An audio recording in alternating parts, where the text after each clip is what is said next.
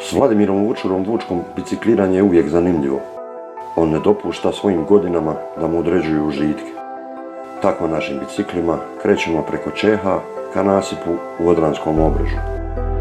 I već na tom dijelu priroda nas je nagradila, iako vrijeme nije bilo baš darežljivo. Vidi, 4!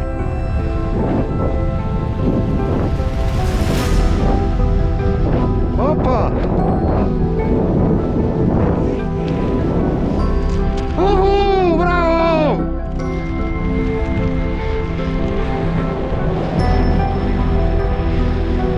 Još pod dojmom Srne i njezinih potomaka skrećemo na makadam ispod nasipa kanala Sava-Odra-Sava i odlazimo do staroga grada u Lukavcu.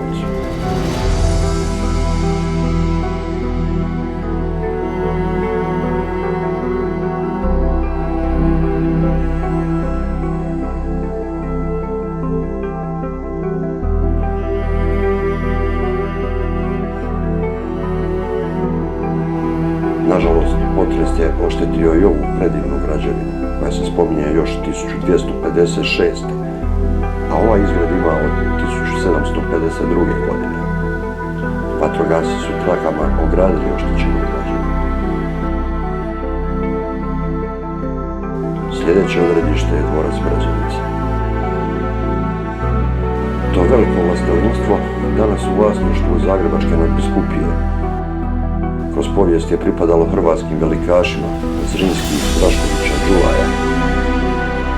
Na posljedku ga kupuje veletrgovac Josip Auš, da bi ga 1912. prodao Zagrebačkoj nadbiskupiji.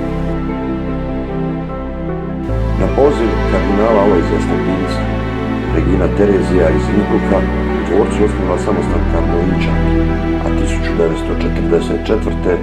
sele u novu zgradu pokraj dvorca gdje i danas djeluju. Nažalost, 1946. dvorac je nacionaliziran i namjena mu tada postaje sve samo neprimjerena. Od vrtlarske škole preko disko kluba do restorana. Tek 2006. vraćen je Zagrebačkoj nadbiskupiji i od tada, nažalost, lagano propada.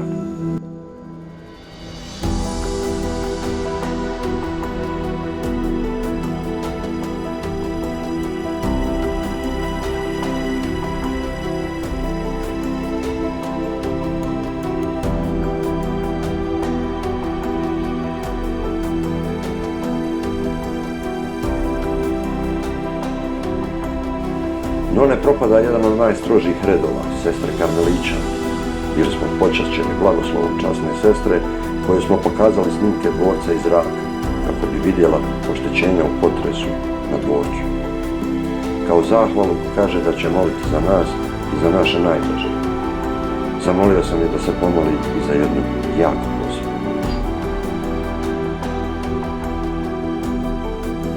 I kad nebo pošalje anđele nama, tako od nas traži da i mi nekom budemo anđeli.